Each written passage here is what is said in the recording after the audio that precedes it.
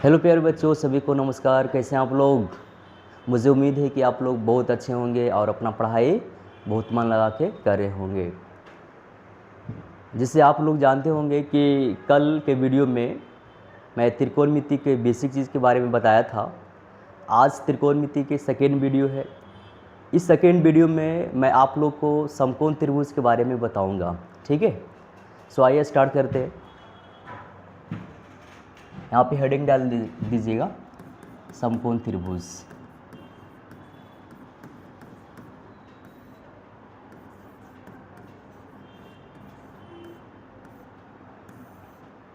समकोण त्रिभुज को इंग्लिश में हम लोग राइट एंगल ट्रायंगल बोलते हैं। ठीक है, राइट एंगल ट्रायंगल।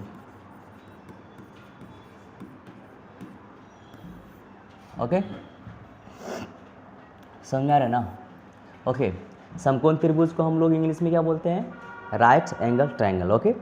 सो समकोण त्रिभुज होता क्या है? ठीक है, ध्यान सुनिएगा बच्चों।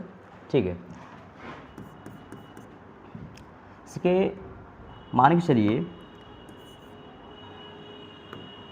यह एक समकोण त्रिभुज है। समकोण त्रिभुज में हम लोग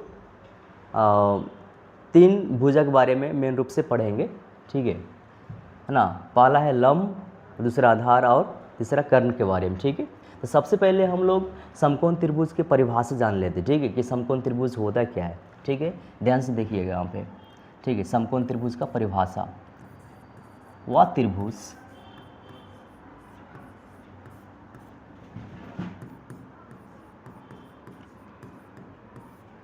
है ना जिसमें एक कोण का मान 90 डिग्री हो, उसे समकोण त्रिभुज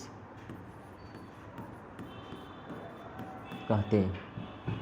ठीक है, समकोण त्रिभुज किसे कहते हैं बाबू? कि वह त्रिभुज जिसमें एक कोण का मान 90 डिग्री हो उसे समकोण त्रिभुज कहते हैं। जिसके एक त्रिभुज है, इसका नाम रख दिए कोण ए, कोण बी, कोण सी।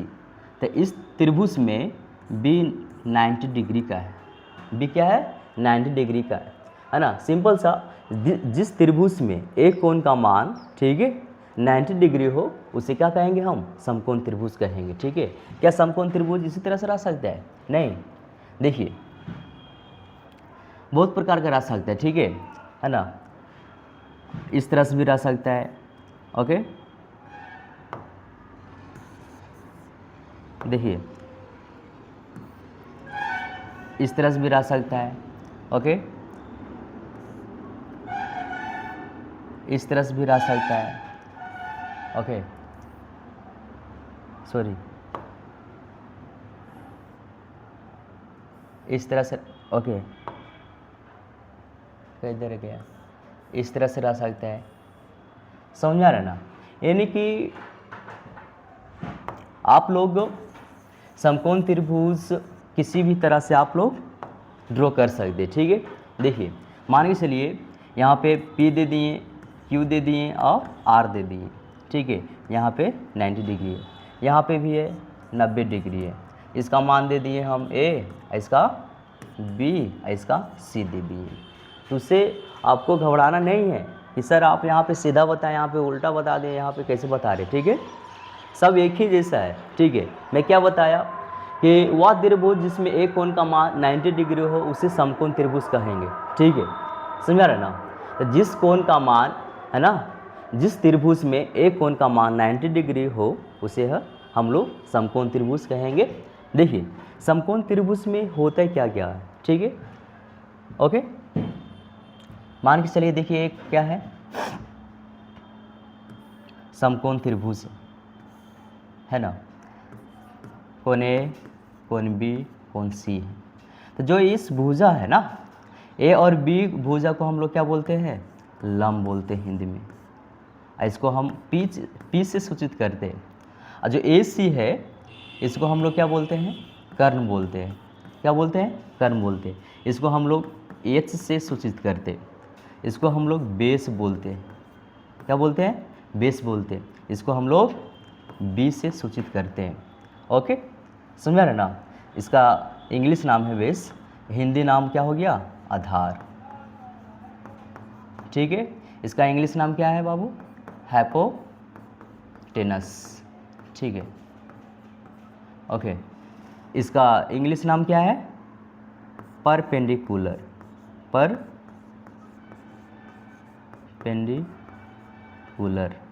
ओके, समझा रहे हैं बाबू? ओके, तो इस भुजा को हम लोग क्या बोलते हैं? लंब बोलते हैं। और AC को हम लोग क्या बोलते हैं? कर्ण बोलते हैं। ठीक है, और जो यहाँ पे BC है, BC को हम लोग आधार बोलते हैं। ठीक है, इसका इंग्लिश नाम बेस, इसका कर्ण का इंग्लिश नाम हाइपोटेनस, और इसका नाम है परपेंडिकुलर होता है। ठीक है, ओके, आइए नेक्स्ट पेज ले लेते हैं। ठीक है, जिसके हम लोग क्या क्या जाने? ओके, हम लोग क्या क्या जाने हैं? यहाँ पर नोट में लिख लीजिएगा।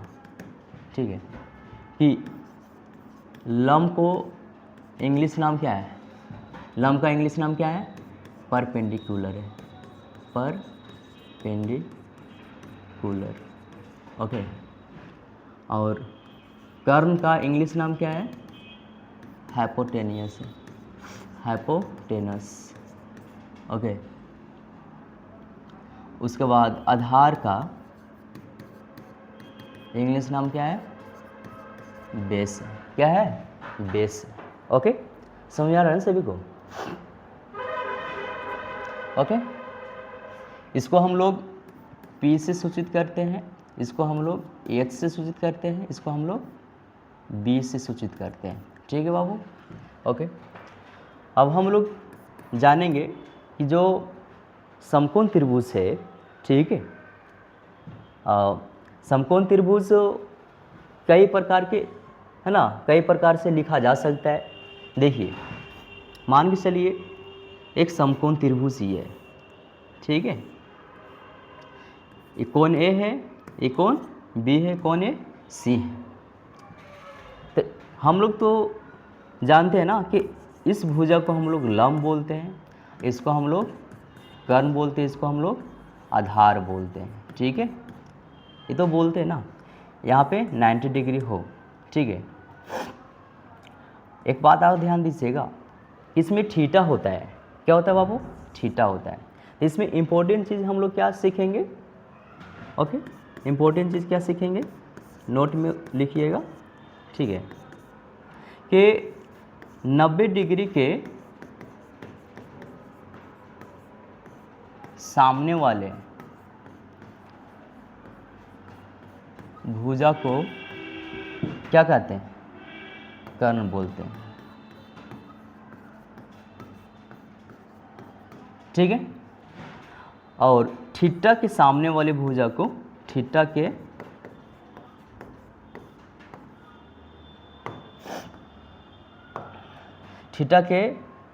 सामने वाले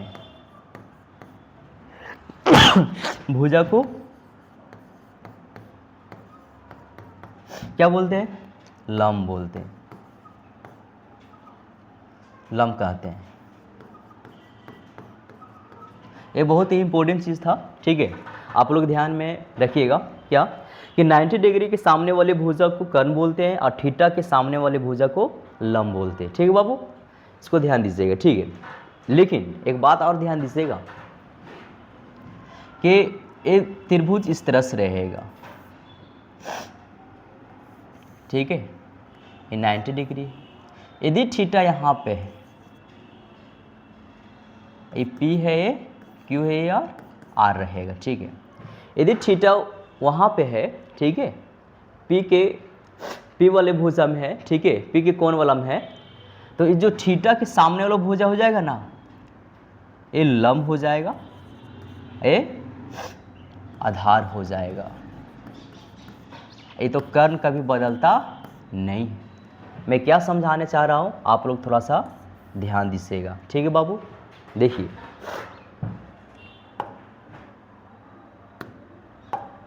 देखिए एक त्रिभुज और मैं पार लेता हूँ, ठीक है, ये क्या है, समकोण त्रिभुज ही है। ओके,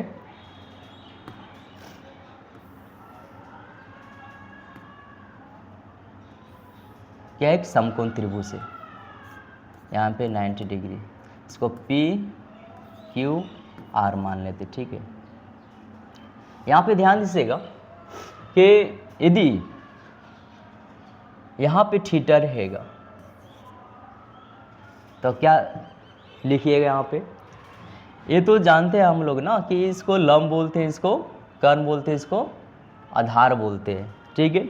लेकिन मैं क्या बताया था कि थीटा के सामने वाले भुजा को हम लोग क्या बोलेंगे, लंब ही बोलेंगे, और 90 डिग्री के सामने वाले भुजा को क्या बोलते हैं, कर्ण बोलते हैं। कर्ण कभी बदलता नहीं है, तो थीटा के सामने वाला भुजा क्या हो जाएगा, ये लंब हो जाएगा।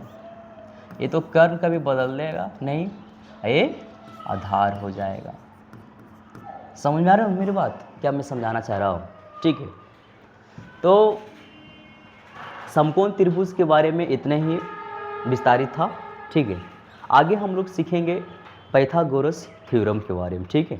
पाइथागोरस थ्योरम क्या होता है, ध्यान दीजिएगा, ठीक है बाबू। ओके, देखिए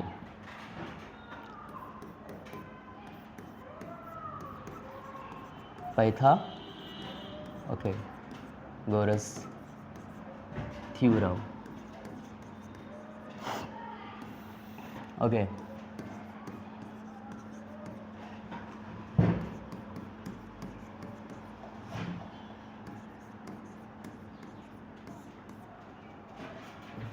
पाइथागोरस थ्योरम होता क्या है, आप लोग कृपया करके बहुत अच्छे से ध्यान दीजिए, ठीक है। इसका एक फॉर्मूला होता है। सबसे पहले एक त्रिभुज में पार देता हूँ, समकोण त्रिभुज, ठीक है। एक कोण ए है, एक कोण बी है, एक कोण सी है। इसको हम लोग लंब बोलते हैं, इसको कर्ण बोलते हैं, इसको आधार बोलते हैं। 90 डिग्री होना चाहिए यहाँ पे, ठीक है। तो पाइथागोरस थ्योरम का एक फॉर्मूला होता है, ठीक है। पाइथागोरस का एक फॉर्मूला है, क्या है बाबू, एच स्क्वायर बराबर P square plus B square होता है, ठीक है। एक फॉर्मूला है, इसी फॉर्मूला से हम लोग समकोण त्रिभुज के, ठीक है, भुजा को निकाल सकते हैं आसानी पूर्वक, ठीक है। देखिए, तो आइए शुरू करते हैं एक एग्जाम्पल के साथ में। मान के चलिए एक क्वेश्चन यहाँ पे दिया हुआ है कि यदि किसी भी समकोण त्रिभुज में,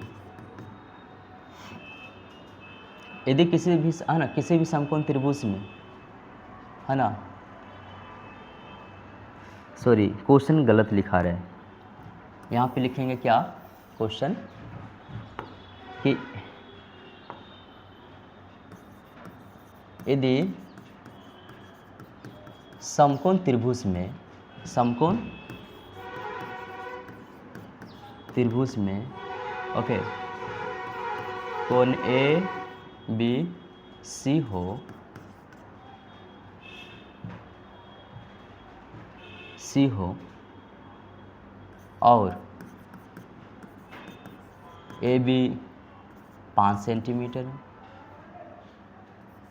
बी सी 4 सेंटीमीटर,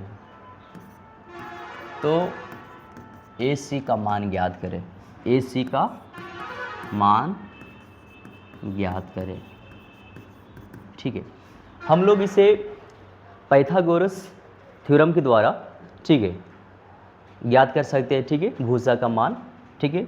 यहाँ पे ध्यान से देखिएगा बाबू, यहाँ पे क्वेश्चन क्या लिखा हुआ है कि यदि समकोण त्रिभुज में कोण ए बी सी हो, ठीक है, यदि समकोण त्रिभुज में कोण ए बी सी हो और ए बी का मान 5 सेंटीमीटर है, बी सी का मान 4 सेंटीमीटर दिया हुआ है, तो ए सी का मान ज्ञात करें, ठीक है।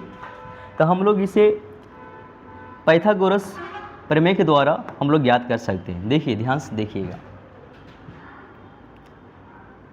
ओके, बाय PGT इस शॉर्ट फॉर्म हो गया है, ठीक है। ये क्या है? शॉर्ट फॉर्म है। देखिए तो पाई है ना, बाय PGT यानी कि पाइथागोरस थ्योरम के द्वारा, ठीक है, ज्ञात हम लोग करेंगे। तो एच स्क्वायर बराबर P square plus B square formula होता है, ठीक है। तो यहाँ पे एक त्रिभुज पहले पार लेते हैं, ठीक है। ओके, एक कोण ए है, एक कोण बी है, कोण सी है। तो ए बी का मान 5 सेंटीमीटर है, ओके। अब बी सी का मान 4 सेंटीमीटर है, ए सी का मान ज्ञात करना है, ठीक है। किसके द्वारा? PGT के द्वारा। तो H का तो मान नहीं दिया हुआ है, P का मान 5 सेंटीमीटर दिया है, B का मान 4 दिया है, तो 4 का स्क्वायर हो जाएगा। तो 5 का स्क्वायर करेंगे तो 5 5 25, 4 का 16 हो गया। 25 16 कितना हो गया बाबू? 5 6 11, ओके। और 3 1 4 41 हो गया, यानी कि H स्क्वायर, ठीक है। तो H का मान जो स्क्वायर में है ना, देखो ध्यान से देखिएगा यहाँ पे कि 5 का स्क्वायर किए तो 25 और 4 का स्क्वायर किए तो 16 आ गया। तब 25 और 16 जोड़ेंगे तो 41 हो गया। यहाँ पे H स्क्वायर बराबर 41, ठीक है। जो यहाँ पे स्क्वायर में है बराबर किधर जाएगा? तो क्या चीज़ में हो जाएगा? रूट में हो जाएगा, ठीक है, अंडर रूट 41। तो H का मान कितना बाबू? Under root 41। यहाँ पे हम लोग लिख सकते हैं H का मान कितना आया? अंडर रूट 41 आया। इसी तरह से हम लोग, ठीक है, समकोण त्रिभुज के भुजा, ठीक है, आसानी पूर्वक से ज्ञात कर सकते हैं, ठीक है। किसके द्वारा? बाय PGT की, ठीक है, समझा रहे ना? ओके, सो मुझे उम्मीद है कि आप लोग को समझ में आ रहा होगा जो मैं समझाना चाह रहा हूँ, ठीक है, ओके। और ओके, नेक्स्ट एक एग्जांपल और दे देते हैं आप लोग को, थोड़ा सा और बेहतर से समझ में आ जाएगा। देखिए मान के चलिए एक त्रिभुज है, यहाँ पे कोण ए है, कोण बी है, कोण सी है। तो इस त्रिभुज का मान दिया 3, इसका 4 दिया है, इसका चलिए देखिए इसका मान नहीं दिया है, इसका दिया है 5 सेंटीमीटर है, ओके। तो हमको इसका मान निकालना है, ठीक है। तो किसके द्वारा निकाल सकते हैं? बाय PGT के द्वारा। देखिए ध्यान सुनिएगा। तो इसका फॉर्मूला क्या होता है? H स्क्वायर बराबर P square plus B square होता है। तो H का मान कितना दिया है? 5 का स्क्वायर हो जाएगा। P का मान 3 दिया है, अब B का मान दिया हुआ नहीं है। 5 5 25 बराबर 3 3 9 प्लस B स्क्वायर। ये प्लस में है, 9 इधर आएगा तो माइनस में आ जाएगा। 25 में से 9 जाएगा, कितना बचेगा बाबू? 16 बचेगा, ठीक है। जो रूट है ना, जो स्क्वायर में है B है ना, बराबर किधर आएगा तो रूट में आ जाएगा, ठीक है। तो रूट 16 का वर्गमूल कितना होता है? 4 होता है। तो B का मान कितना आ गया? 4 आया। B का मान कितना आ गया? 4 आ गया। आप, ठीक है, पाइथागोरस थ्योरम के द्वारा आप आसानी पूर्वक भुजा का मान निकाल सकते, ठीक है। तो मुझे उम्मीद है कि आप लोग को समझ में आया होगा जो मैं समझाया, ठीक है। तो आज के लिए इतने ही, ठीक है। कल हम लोग मिलते हैं नेक्स्ट वीडियो में, ठीक है। सो आज के लिए ओके रहने दीजिए, okay. So thank you for watching my video, okay, till and, okay okay.